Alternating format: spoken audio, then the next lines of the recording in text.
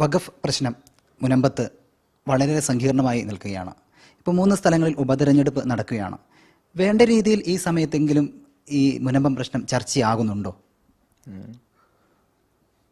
ഈ ഉപതെരഞ്ഞെടുപ്പിന്റെ പശ്ചാത്തലത്തിൽ മുനമ്പം എന്ന് പറയുന്നത് പലരെ സംബന്ധിച്ചിടത്തോളം ഒരു പോസിറ്റീവായിട്ടുള്ള കാര്യമാണ്. രാഷ്ട്രീയ പാർട്ടികളെ സംബന്ധിച്ചിടത്തോളം ഈ ചോദിച്ച ചോദ്യത്തിനുള്ള ഒരു ഉത്തരം എന്നുള്ള രീതിയിൽ വേണ്ട രീതിയിൽ ഇത് ചർച്ചയാകുന്നുണ്ടോ എന്ന് ചോദിച്ചാൽ 100% വേണ്ട രീതിയിൽ ഇത് ചർച്ചയാകുന്നില്ല എന്നുള്ളതാണ്. വെറുതെ ചർച്ചയാകുന്നതിൽ കാര്യമില്ലല്ലോ. കാരണം മുനമ്പം പോലെയുള്ള ഒരു പ്രശ്നത്തെ എങ്ങനെ പരിഹരിക്കാം എന്നുള്ളതിൻ്റെ പരിഹാര നിർദ്ദേശങ്ങളാണ്. ഞാൻ പറയുകയാണെങ്കിൽ ഇപ്പോൾ ഇടതുപക്ഷമാണെങ്കിലും വലതുപക്ഷമാണെങ്കിലും ഇല്ലെങ്കിൽ ഇവിടുത്തെ ഒരു 3ാം മുന്നണി എന്ന് പറയുന്നത് BJP ആണെങ്കിലും അവർ മുൻപോട്ട് വെക്കേണ്ട ഒരു കാര്യം എന്ന് പറയുന്നത് മുനമ്പത്തെ എങ്ങനെ പരിഹരിക്കാം എന്നുള്ളതാണ്.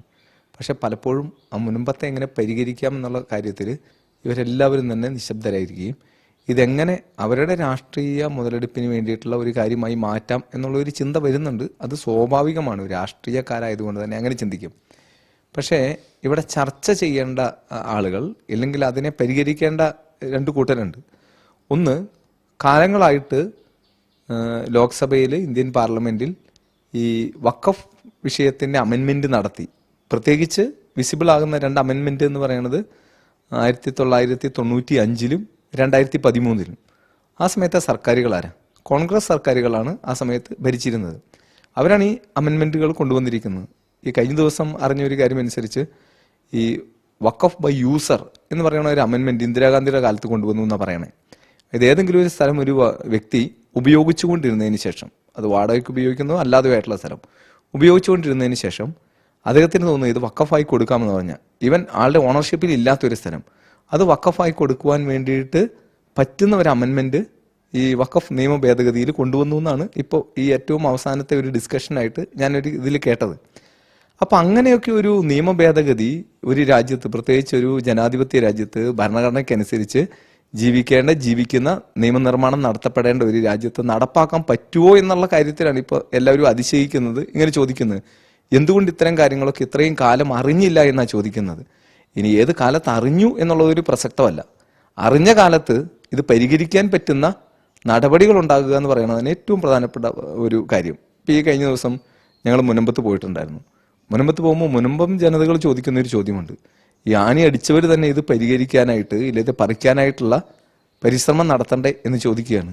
അപ്പോൾ ഈ വഖഫിൻ്റെ ആണി ഇന്ത്യൻ ജനതയുടെ മനസ്സിൽ, നെഞ്ചിൽ ഇല്ലെങ്കിൽ ഈ ഭൂമികയിൽ അടിച്ചു തകർത്തതാരാ? അവർ തന്നെ ഇത് ഒന്ന് പിഴുതെടുക്കാൻ വേണ്ടിയിട്ട് ആ മുറിവ് ഉണക്കാൻ വേണ്ടിയിട്ടുള്ള ഒരു പരിശ്രമം നടത്തണം.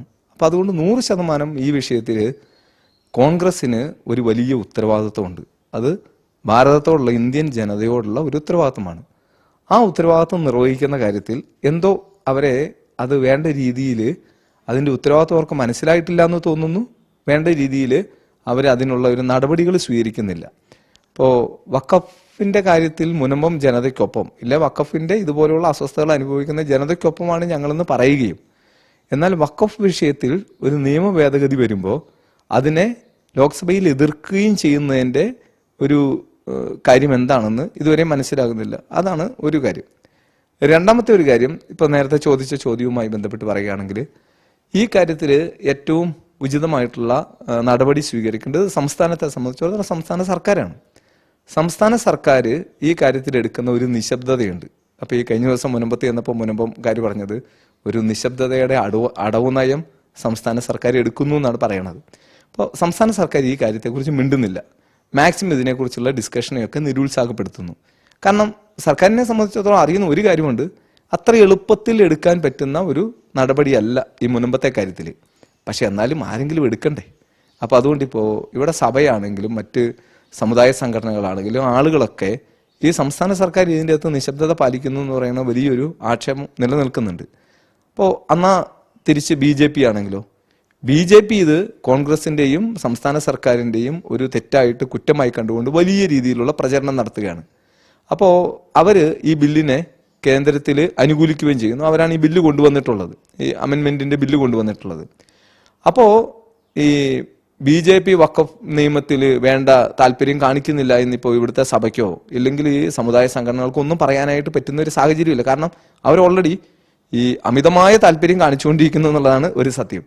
അതുകൊണ്ട് തന്നെ ഈ ഉപതെരഞ്ഞെടുപ്പിൽ ഈ മുൻപം വിഷയം പ്രതിഫലിക്കാനുള്ള സാധ്യതകൾ കാണുന്നുണ്ടോ? ഉപതെരഞ്ഞെടുപ്പിൽ മുനമ്പം വിഷയം പ്രതിഫലിക്കുക എന്ന് പറയുന്നത് ഒരു മുനമ്പം വിഷയം എന്ന് പറയുന്ന ഒരു കാര്യത്തിലല്ല പ്രതിഫലനം. വഖഫാണ് ഒരു വിഷയമായി പ്രതിഫലിക്കുക. വഖഫ് എന്ന് പറയുന്ന ഒരു കാര്യമുള്ളതുകൊണ്ടാണല്ലോ മുനമ്പത്തെ ഒരു പ്രശ്നം ഉണ്ടായത്. അപ്പോൾ അതുകൊണ്ട് നമ്മളിപ്പോൾ പറയുമ്പോൾ മുനമ്പ വിഷയം എന്ന് പറഞ്ഞിട്ടുള്ള ഒരു വിഷയത്തെ ഒരു പ്രാദേശികമായ സ്ഥലത്ത് മാത്രമുള്ള ഒരു ഇഷ്യൂ ആയിട്ട് ഇതിനെ ഇങ്ങനെ റെഡ്യൂസ് ചെയ്ത് കാണുക. ഈ ദിവസങ്ങളിൽ തന്നെ കേരളത്തിൽ വരുന്ന വാർത്തകൾ എന്താ? പല സ്ഥലത്തും ഈ വഖഫ് ബോർഡ് ആളുകളുടെ ഭൂമിക്ക് മേൽ ക്ലെയിം ഉന്നയിച്ചിരിക്കുന്നു എന്നാണ് പറയണത്. കേരളത്തിൽ ഏകദേശം 23 സ്പോട്ടുകളുണ്ടെന്ന് പറയുന്നു. അതിൽ 15ാമത്തെ ലിസ്റ്റിലുണ്ടായിരുന്നാണ് മുനമ്പോ എന്ന് പറയുന്നത്. പക്ഷേ ഇപ്പോൾ വഖഫ് ബോർഡിന്റെ ലിസ്റ്റിൽ മുനമ്പോ 1ാമതാണെന്ന് പറയുന്നത്. ഈ കഴിഞ്ഞ ദിവസം ചോദിച്ചൊരു ചോദ്യമുണ്ട്, എങ്ങനെയാണ് വഖഫ് ബോർഡിന്റെ ലിസ്റ്റിൽ മുനമ്പം 1ാമതായത് എന്ന്. അത് അന്വേഷിച്ച് കണ്ടെത്തേണ്ട ഒരു കാര്യമാണ്. അപ്പോൾ മുനമ്പത്തെ പ്രശ്നം എന്ന് പറയുന്നത് അതൊരു പ്രാദേശികമായിട്ടുള്ള മുനമ്പത്തുള്ള ഒരു കാര്യമാണ്. പക്ഷേ ഇവിടുത്തെ പ്രശ്നം എന്ന് പറയുന്നത് ഈ വഖഫ് നിയമങ്ങളാണ്. അപ്പോൾ ആ നിയമത്തിനാണ് അമെൻമെന്റ് വരേണ്ടത്. അപ്പോൾ ആ നിയമത്തിന് അമെൻമെന്റ് വരുത്തി ഈ നിയമത്തെ എങ്ങനെ ഈ ഓവർകം ചെയ്യാമെന്നുള്ള ഒരു കാര്യമായിരിക്കും ഏറ്റവും കൂടുതലായിട്ട് ചിന്തിക്കേണ്ടി വരിക. പാലക്കാട് ബിഷപ്പ് പറയുകയുണ്ടായി, ഏറ്റവും കൂടുതൽ ആരാണോ നമ്മളെ സഹായിക്കുന്നത് അവർക്ക് വോട്ട് ചെയ്യണം എന്നൊരു പരാമർശം ഉണ്ടായിട്ടുണ്ടായിരുന്നു. എങ്ങനെയാണ് അതിനെ കാണുന്നത്? പാലക്കാട് രൂപതയെ സംബന്ധിച്ചിടത്തോളം ഏതെങ്കിലും ഒരു കക്ഷിയോടോ രാഷ്ട്രീയത്തോടോ ഒരു അങ്ങനെ അകൽച്ചയോ അടുപ്പമോ ഒന്നുമില്ല എന്നാണ് ഞാൻ മനസ്സിലാക്കുന്നത്. പിന്നെ ഈ പ്രശ്നാധിഷ്ഠിത പിന്തുണ എന്ന് പറയുന്ന ഒരു പ്രയോഗം കാലങ്ങളായിട്ട് നടത്തിക്കൊണ്ടിരിക്കുന്നത് എനിക്ക് തോന്നുന്നു പാലക്കാട് രൂപത മാത്രമല്ല എല്ലാ രൂപതകളും അത്തരത്തിലുള്ള ഒരു സമീപനം തന്നെയായിരിക്കും ഈ വിഷയത്തിൽ എടുക്കുക. അപ്പോൾ നമ്മളെ സഹായിക്കുന്നവരെ അല്ലേ ശരിക്കും സഹായിക്കുക? സഹായിക്കാത്തവരെ സഹായിക്കും എന്ന് പറയുന്നത് അത് ഒരു പൊതുമണ്ഡലത്തിൽ പെട്ടെന്ന് അക്സെപ്റ്റ് ചെയ്യപ്പെടുന്ന ഒരു കാര്യമല്ല. അപ്പോൾ ആ ഒരു കാര്യത്തിലാണ് ആരൊക്കെ ഇപ്പം ഈ മുനമ്പത്തിൻ്റെ കാര്യത്തിൽ മാത്രമല്ല കേട്ടോ, ഈ വഖഫിൻ്റെ കാര്യത്തിൽ മാത്രമല്ല, എനിക്ക് തോന്നുന്നു ഈ പാലക്കാട് രൂപതയുമായി ബന്ധപ്പെട്ട കാര്യങ്ങളിൽ ഇപ്പോൾ ESIയുടെ കാര്യങ്ങളുണ്ട്. അപ്പോൾ ESIയുമായി ബന്ധപ്പെട്ട കാര്യത്തിൽ കാരണം അതൊരു കുടിയിറക്ക് തന്നെയാണ്, ഒരു വലിയ കുടിയിറക്കാണ്. മുനമ്പത്തെ കുറച്ച് ആളുകളുടെ 600 സംതിങ് വീട്ടുകാരുടെ ഒരു കുടിയിറക്കാണെങ്കിൽ പാലക്കാടിനെ സംബന്ധിച്ചിടത്തോളം ESIയുടെ കാര്യത്തിൽ 14 വില്ലേജിൽ നിന്നുള്ളൊരു കുടിയിറക്കാണ്. ആ കുടിയിറക്കിൻ്റെ കാര്യത്തിൽ ആദ്യം മുതലേ സഭ എടുത്തിരിക്കുന്ന ഒരു നിലപാടുണ്ട്. അതായത് ഈ അഗ്രികൾച്ചർ ലാൻഡും ഹ്യൂമൻ സെറ്റിൽമെന്റ് ഏരിയയും പൂർണ്ണമായിട്ടും ESIയിൽ നിന്ന് ഒഴിവാക്കുക എന്നുള്ളൊരു കാര്യം അതെല്ലാ കാലത്തും പറഞ്ഞുകൊണ്ടിരിക്കുന്ന ആ നിലപാടിൽ നിന്ന് ഒരടി പോലും പുറകോട്ട് പോയിട്ടില്ല. പക്ഷേ ഓരോ പ്രാവശ്യവും വരുന്ന ഡ്രാഫ്റ്റ് നോട്ടിഫിക്കേഷൻ അനുസരിച്ച് ESIയുടെ മാപ്പ് ക്ലിയർ ചെയ്യുന്ന സമയങ്ങളിലൊക്കെ ഇവിടെ ഒരു കാര്യം കണ്ടിരിക്കുന്നത്, ഈ ഗവൺമെന്റ് ആണെങ്കിലും ഉത്തരവാദിത്തപ്പെട്ടവരും അതാത് കാലത്തെ ഗവൺമെന്റുകൾ അതായത് പൂർണ്ണമായും ESIയിൽ നിന്ന് ഹ്യൂമൻ സെറ്റിൽമെന്റ് ഏരിയയും കൃഷി സ്ഥലവും ഒഴിവാക്കും എന്ന് പ്രഖ്യാപിക്കും. പക്ഷേ ESI മാപ്പിന്റെ ഉള്ളിൽ ആ പ്രഖ്യാപനം പ്രതിഫലിക്കുന്നില്ല. ഇപ്പോൾ അട്ടപ്പാടി പോലെയുള്ള പ്രദേശം 6 വില്ലേജും ESI ആണ്. അവിടുത്തെ മാപ്പ് പരിശോധിക്കുമ്പോൾ അവിടുത്തെ ബഹുഭൂരിപക്ഷം സ്ഥലങ്ങളും ഈവൻ അട്ടപ്പാടിയുടെ സെൻറ്ററായിരിക്കുന്ന താവളവും ഗൂളിക്കടവും അകളിയും ഒക്കെ ESIയിൽ പെട്ടിട്ടുണ്ട്. ആ റോഡ് അങ്ങനെ തന്നെ ESI ആയിട്ടാണ് നോട്ടിഫൈ ചെയ്ത് വെച്ചിരിക്കുന്നത്. അപ്പോൾ ഉദ്യോഗസ്ഥന്മാരോട് സംസാരിക്കുമ്പോൾ അവർ പറയാണ് അട്ടപ്പാടിയിലെ കുറച്ച് ട്രൈബൽ സെറ്റിൽമെന്റ് ഏരിയ മാത്രമാണ് ഞങ്ങൾ ESIയിൽ പെടുത്തിയിരിക്കുന്നത് എന്നുള്ളത്. അങ്ങനെയാണെങ്കിൽ ഒരു കാര്യം ഉറപ്പാണ്, ആ ഉദ്യോഗസ്ഥൻ മനസ്സിലാക്കി വെച്ചിരിക്കുന്നത് ഈ അട്ടപ്പാടി എന്ന് പറഞ്ഞാൽ അതൊരു ട്രൈബൽ സെറ്റിൽമെന്റ് ഏരിയ ആണ് എന്നാണ് ഉദ്യോഗസ്ഥൻ മനസ്സിലാക്കിയത്. അദ്ദേഹത്തെ ക്ലിയർ ചെയ്യണ്ടേ? അപ്പോൾ ആ ഒരു ഉത്തരവാദിത്വം കാണിക്കണ്ടേ? അപ്പോൾ ഇതുപോലെയുള്ള ഈ ചെറുതും വലുതുമായിട്ടുള്ള നിരവധി വിഷയങ്ങൾ, ആ വിഷയങ്ങളിൽ ഈ ജനത്തിന് കൂടെ ആര് നിൽക്കുന്നു? ഇപ്പോൾ രൂപതയെ സഹായിക്കുക എന്ന് പറയുന്ന ഒരു കാര്യമൊന്നുമില്ല. രൂപതയ്ക്ക് ഏതെങ്കിലും ഒരു രീതി രൂപതയിലുള്ള ജനങ്ങളെ, ആ ജനങ്ങളെന്ന് പറയുമ്പോൾ ഇപ്പോൾ പലപ്പോഴും രൂപത ഒരു കാര്യം ആവശ്യപ്പെടുമ്പോൾ ആളുകൾ ചിന്തിക്കുക രൂപതയിലെ അംഗങ്ങൾക്ക് ഏതോ ഗുണം കിട്ടുന്ന ഒരു പരിപാടിയെക്കുറിച്ചാണ് രൂപത പറയുന്നത്. അത് അവർക്ക് മാത്രമായിട്ടുള്ള ഒരു വ്യക്തിപരമായിട്ടുള്ള ഒരു നേട്ടം എന്ന് പറയുന്നത് 100% ഉറപ്പാണ്. ഈ രൂപതയിൽ ഉള്ള രൂപതാംഗങ്ങളായിട്ടുള്ള ആളുകൾക്ക് വേണ്ടി മാത്രമുള്ള ഒരാവശ്യം ഇതുവരെയും ഒരു രാഷ്ട്രീയ പാർട്ടിയുടെയും മുൻപുണ്ടായിരുന്ന ബിഷപ്പോ ഇപ്പോഴുണ്ടായിരുന്ന ബിഷപ്പോ ഉന്നയിച്ചിട്ടില്ല എന്നുള്ളതാണ് ഞങ്ങൾ പറയുന്നതിൻ്റെ ഒരു ആധികാരികത എന്ന് പറയുന്നത്. കാരണം ഇത് ഇവിടുത്തെ പൊതു സമൂഹത്തിൻ്റെ, അതിൽ മുസ്ലിംസ് ആയിട്ടുള്ള ആൾക്കാരുണ്ട്, ഹിന്ദുക്കളായിട്ടുള്ള ആൾക്കാരുണ്ട്, ക്രിസ്ത്യൻസ് ഉണ്ട്, മതമുള്ളവരുണ്ട്, മതമില്ലാത്തവരുണ്ട്. എല്ലാ മനുഷ്യരുടെയും നിലനിൽപ്പിന് വേണ്ടിയിട്ടുള്ള കാര്യങ്ങളാണ്. അതുപോലെ തന്നെ ഈ മുനമ്പമാണെങ്കിലും വഖഫാണെങ്കിലും ESI ആണെങ്കിലും CHR ആണെങ്കിലും ഈ പ്രശ്നങ്ങളൊക്കെ ആണെങ്കിലും ഏറ്റവും കൂടുതൽ ബാധിക്കുന്ന ക്രൈസ്തവ മേഖലകളിലാണ്. ഈ ക്രൈസ്തവരോട് സംസ്ഥാന സർക്കാരിന് ഇപ്പോൾ ഒരു നെഗറ്റീവ് അല്ലെങ്കിൽ ഒരു അവഗണന ഉള്ളതായിട്ട് തോന്നുന്നുണ്ടോ? ക്രൈസ്തവരോട് അങ്ങനെ ഒരു പ്രത്യേകിച്ച് അവഗണന എന്ന് പറയുന്ന ഒരു കാര്യമില്ല. പക്ഷെ ഫീൽ ചെയ്ത ഒരു കാര്യമുണ്ട്. അതെന്താണെന്ന് ചോദിച്ചു കഴിഞ്ഞാൽ ഈ ക്രിസ്ത്യാനികളുടെ വോട്ട് എന്ന് പറയുന്നത് വേറെ എവിടേക്കും പോകില്ല എന്നുള്ള ഒരു ധാരണ പ്രത്യേകിച്ച് കോൺഗ്രസിനുണ്ടായിരുന്നു. ഈ കാലത്ത് അവർക്ക് ഇനി ഉണ്ടോ എന്നറിയില്ല. ഇനി അതുണ്ടോ എന്ന് അറിയണമെങ്കിൽ അടുത്ത ഇലക്ഷൻ കഴിയേണ്ടി വരും. ഈ നടക്കുന്ന ഉപതെരഞ്ഞെടുപ്പല്ലേ, ഉപതെരഞ്ഞെടുപ്പ് ചെറിയ പ്രദേശത്ത് നടക്കുന്നതാണ്. ഇപ്പോൾ പഞ്ചായത്ത് ഇലക്ഷൻ വരുന്നുണ്ട്, പിന്നീട് കുറച്ച് കാലം കഴിഞ്ഞ് കഴിയുമ്പോൾ അസംബ്ലി ഇലക്ഷൻ വരുന്നുണ്ട്. അതായത് ക്രിസ്ത്യാനികളുടെ വോട്ട് എന്ന് പറയുന്നത് ഫിക്സഡ് ഡെപ്പോസിറ്റ് ആണ് തങ്ങളുടെ പാർട്ടിയിൽ നിന്ന് വിചാരിക്കുന്ന ഒരു വലിയ വിഭാഗം നേതാക്കൾ നമ്മുടെ നാട്ടിലുണ്ട്. അതാണ് പലപ്പോഴും ഇത്തരത്തിലുള്ള കാര്യങ്ങളിൽ അവർ യാതൊരു രീതിയിലുള്ള ഇടപെടലും നടത്താതെ ഇരിക്കുന്ന ഒരു കാര്യം. അത് നേതാക്കളുടെ ഗവൺമെന്റിനെ സംബന്ധിച്ചിടത്തോളം ഗവൺമെന്റ് ഒരു പ്രശ്നത്തെ റേസ് ചെയ്ത് വരുമ്പോൾ അത് പരിഹരിക്കാനായിട്ടുള്ള നടപടികളും കൂടി വരും. അതിനെക്കുറിച്ച് ചർച്ച ചെയ്യുമ്പോഴാണ് ആ പ്രശ്നം കൂടുതൽ ആളുകളിലേക്ക് എത്തുക. മാക്സിമം അതിനെ എങ്ങനെ ഒരു ലഘൂകരിക്കാം, അധികം ആളുകളിലേക്ക് എത്തിക്കാതെ ഇരിക്കാമെന്നാണ് സ്വാഭാവികമായും ഒരു ഗവൺമെന്റ് എന്നല്ല എല്ലാ ഗവൺമെന്റും തീരുമാനിക്കുക. അതിൻ്റെതായിട്ടുള്ള ഒരു നടപടിയും പ്രതികരണം മാത്രമാണ് ഗവൺമെന്റ് ഭാഗത്തുനിന്ന് ഉണ്ടാകുന്നതെന്ന് തോന്നുന്നു. ഏതൊരു പ്രശ്നത്തെയും പൊതുമധ്യത്തിൽ എത്തിക്കേണ്ടത് മാധ്യമങ്ങളാണ്. വേണ്ട രീതിയിൽ മാധ്യമങ്ങൾ ഈ പ്രശ്നത്തെ കൈകാര്യം ചെയ്തില്ല എന്നോ അല്ലെങ്കിൽ പൊതുജനമധ്യത്തിൽ എത്തിച്ചില്ല എന്നോ ഒരു തോന്നൽ ഉണ്ടായിട്ടുണ്ടോ? ഇവിടുത്തെ ഏതൊരു കാര്യത്തെയും ഏറ്റവും കൂടുതൽ ഹൈലൈറ്റ് ചെയ്യുന്ന ഒരാളുകൾ മീഡിയാസാണ്. അതിപ്പോൾ നിങ്ങൾക്ക് അറിയാവുന്ന ഒരു കാര്യമാണ്, മീഡിയയാണ്. പക്ഷെ ചില വിഷയത്തെ കാണുമ്പോൾ മീഡിയ കണ്ണടച്ചിരിക്കുന്നു എന്നുള്ളതാണ് ഒരു വാസ്തവം. അതായത് ഇവിടുത്തെ മുഖ്യധാരാ മാധ്യമങ്ങൾ എന്ന് പറയുന്ന ഇത് വർത്തമാന പത്രങ്ങളാണേലും വിഷ്വൽ മീഡിയ ആണേലും ചില കാര്യത്തെ വളരെ സൈലന്റ് ആക്കി കളയുകയാണ്. അതായത് നിശബ്ദമാക്കി കളയുക. അതായത് ഈ അവഗണിച്ച് നിശബ്ദമാക്കുക എന്ന് പറയുന്ന ഒരു നടപടിയാണ് എങ്ങനെ എടുക്കുന്നത്. ഞാൻ ഒരു ഉദാഹരണം ചോദിക്കാം. ഇപ്പോൾ കേരളത്തിലാണെങ്കിൽ പ്രത്യേകിച്ച് ഒരു ക്രിസ്ത്യൻ വിഭാഗത്തിൻ്റെ ഇടയിൽ അവരെല്ലാ ദിവസവും രാവിലെ ബെഡ് കോഫിയുടെ കൂടെ വായിക്കുന്ന ചില പത്രങ്ങളുണ്ട്, പ്രമുഖ പത്രങ്ങൾ എന്ന് പറഞ്ഞാൽ അറിയപ്പെടുന്ന പത്രങ്ങൾ.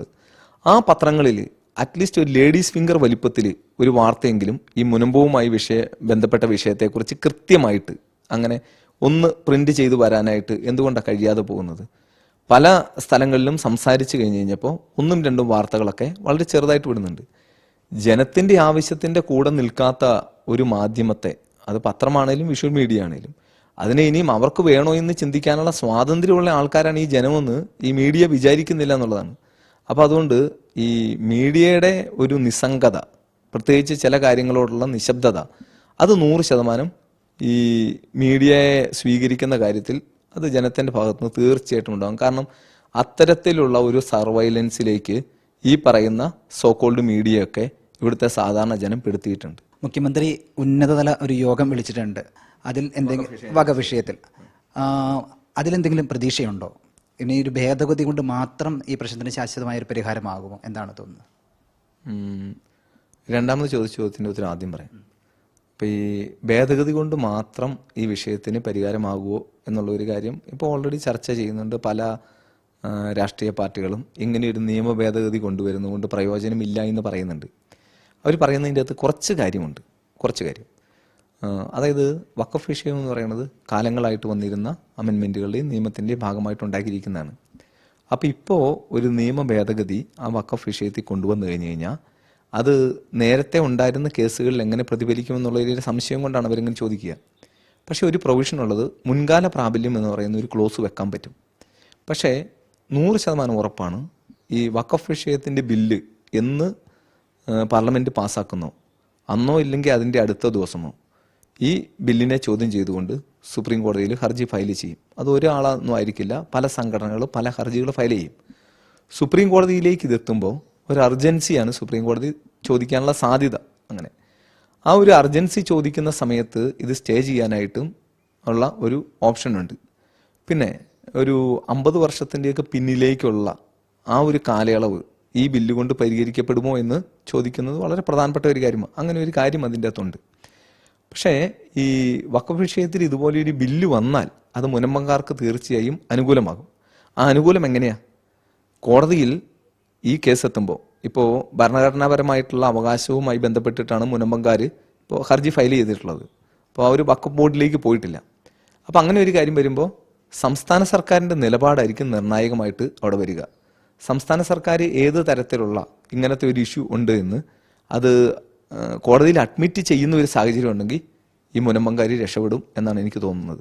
അപ്പോൾ അത്തരത്തിലുള്ള ഒരു കാര്യം അതിൻ്റെ അകത്തുണ്ടോ എന്നുള്ളതാണ് ഏറ്റവും ഒരു പ്രധാനപ്പെട്ട ഒരു കാര്യം. ആദ്യം ചോദിച്ചൊരു ചോദ്യം എന്ന് പറയുന്നത് ഉന്നതതല യോഗത്തിൻ്റെ കാര്യമാണ്. മുഖ്യമന്ത്രി ഇപ്പോൾ ഓൾറെഡി യോഗം വിളിച്ചതെന്ന് ജസ്റ്റ് ഒന്ന് മാറ്റി വെച്ചിട്ടുണ്ട്.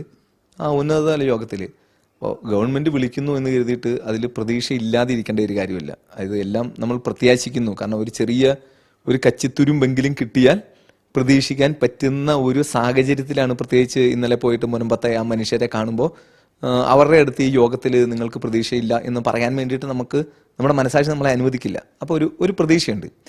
ആ പ്രതീക്ഷ എന്ന് പറയുന്നത് ഈ പ്രശ്നത്തിന് ഇതേ രീതിയിലുള്ള ഒരു നിലപാട് എടുക്കാമെന്ന്, അതായത് ഈ വഖഫിൻ്റെ ഉത്തരവാദിത്തപ്പെട്ട ആളുകളെയും വഖഫിൻ്റെ CEO ഇപ്പോഴും പറഞ്ഞുകൊണ്ടിരിക്കുന്നത് വഖഫ് ഭൂമിയാണെന്നാണ് CEO പറഞ്ഞുകൊണ്ടിരിക്കുന്നത്. പക്ഷേ അതല്ല എന്ന് ഉള്ള ഒരു രീതിയിൽ ഇവരെ കൺവിൻസ് ചെയ്ത് ഈ പറയുന്ന ഒരു കാര്യം വഖഫ് ഭൂമിയെ അല്ല എന്ന് ഒരു ക്ലെയിം ഗവൺമെൻറ്റും കൂടി എടുത്ത് ആ പ്രശ്നം പരിഹരിക്കുന്ന രീതിയിലേക്ക് കൊണ്ടുവന്നു കഴിഞ്ഞ് കഴിഞ്ഞാൽ ഇനി എന്തെങ്കിലും ചെയ്യാൻ സാധ്യതയുണ്ടെങ്കിൽ ഗവൺമെൻറ്റിന് മാത്രമേ സാധ്യതയുള്ളൂ. അപ്പോൾ അതുകൊണ്ട് ആ കാര്യത്തിൽ നമുക്ക് ഒരു നെഗറ്റീവായിട്ടുള്ള ഒരു ചിന്ത അതിൽ വെക്കണ്ട. ഗവൺമെൻറ് തീർച്ചയായിട്ടും അതിൽ ഉചിതമായിട്ടുള്ളൊരു നടപടി എടുക്കുമെന്ന് തന്നെയാണ് ഒരു പ്രതീക്ഷ. കാരണം അങ്ങനെ എടുക്കാനായിട്ട് ഗവൺമെൻറ്റിന് സാധിക്കും. പ്രൊവിഷൻസ് കിടക്കുന്നുണ്ട് വേണമെന്ന് വെച്ച് കഴിഞ്ഞാൽ. പക്ഷേ ഗവൺമെൻറ് ഇത് വേണമെന്നുള്ളതാണ് ഞങ്ങളുടെ എല്ലാ ആഗ്രഹം. പിന്നെ ഈ ദിവസങ്ങളിൽ ഈ ചർച്ചയിലേക്ക് മുനമ്പത്തിൻ്റെ പ്രതിനിധികളെ വിളിച്ചില്ല എന്ന് പറഞ്ഞിട്ടൊരു കാര്യം കണ്ടിരുന്നു. പക്ഷെ എനിക്കൊന്നും മുനമ്പവുമായി ബന്ധപ്പെട്ട് 1-2 ചർച്ചകളിലേക്ക് മുഖ്യമന്ത്രിയുമായി ബന്ധപ്പെട്ടവർ പോയിട്ടുണ്ട്. ഇതൊരു ഉന്നത തല യോഗമാണ്. ചിലപ്പോൾ ആ യോഗത്തിലേക്ക് പ്രതിനിധികളെ വിളിച്ചില്ല എന്ന് വരാം. പക്ഷേ എന്ന് കരുതിയിട്ട് അതിൻ്റെ അകത്ത് നെഗറ്റീവായിട്ടൊന്നും കാണുന്നില്ല. പക്ഷേ മുനമ്പത്തിന് ആശ്വാസം ഉണ്ടാകണം എന്നുള്ളതാണ് അതിൻ്റെ ഒത്തിരി കാര്യം. രണ്ടാമത് ഇപ്പോൾ ഇത് ചോദിച്ചതുകൊണ്ടൊരു കാര്യം പറയാം. ഈ വഖഫ് മന്ത്രി എന്നൊക്കെ ഇപ്പോൾ അറിയപ്പെടുന്ന ന്യൂനപക്ഷ മന്ത്രി, ആ ന്യൂനപക്ഷ മന്ത്രി നടത്തിയ ചില പ്രസ്താവനകൾ ഒരു ഭരണഘടനാപരമായ ഉത്തരവാദിത്വം വഹിക്കുന്ന ഒരു വ്യക്തിയുടെ ഓഫീസിന് ഒട്ടും ചേരാത്ത രീതിയിലുള്ള പ്രസ്താവനയാണ്. അദ്ദേഹം ചില ആളുകളെ വർഗീയവാദികളാക്കാൻ നോക്കുന്നു. പ്രത്യേകിച്ച് മുനമ്പത്തെ പാവപ്പെട്ട മനുഷ്യരോട് ഐക്യദാർഢ്യം പ്രഖ്യാപിച്ച് അവിടെ എത്തുന്ന പുരോഹിതരെ ഇല്ലെങ്കിൽ മറ്റ് മനുഷ്യരെയൊക്കെ വർഗീയവാദികളാക്കാൻ വേണ്ടിയിട്ട് നോക്കുന്നു. അപ്പോൾ മന്ത്രി മനസ്സിലാക്കേണ്ട ഒരു കാര്യം, ഈ ആർക്കെങ്കിലും ഈ വർഗീയതയുടെ പട്ടം ചാർത്തി കൊടുക്കാനോ ചാപ്പ കുത്താനോ ഈ മന്ത്രിയെ ഒരു ജനവും ചുമതലപ്പെടുത്തിയിട്ടില്ല എന്നുള്ള ഒരു കാര്യം മന്ത്രി മനസ്സിലാക്കണം. രണ്ടാമത്, സർക്കാരിനെ സംബന്ധിച്ചിടത്തോളം തൻ്റെ മിനിസ്ട്രിയിലുള്ള ഒരു മന്ത്രി ഇത്തരത്തിലുള്ള അപക്വമായിട്ടുള്ള നിലപാടുകൾ സ്വീകരിക്കുമ്പോൾ ആ മന്ത്രിയെ കറക്റ്റ് ചെയ്യാനുള്ള ആർജവത്വം മുഖ്യമന്ത്രി കാണിക്കണം.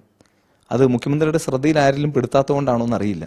പക്ഷേ ഇവിടുത്തെ ജനത്തിന്, പ്രത്യേകിച്ച് ന്യൂനപക്ഷങ്ങൾക്ക്, ക്രിസ്തീയ ന്യൂനപക്ഷത്തിന് മന്ത്രിയുടെ ഈ പ്രസ്താവനയോട് വളരെയേറെ പ്രതിഷേധമുണ്ട്. ആ പ്രതിഷേധമാണ് പല രീതിയിലും ഇങ്ങനെ അറിയിക്കുന്നത്.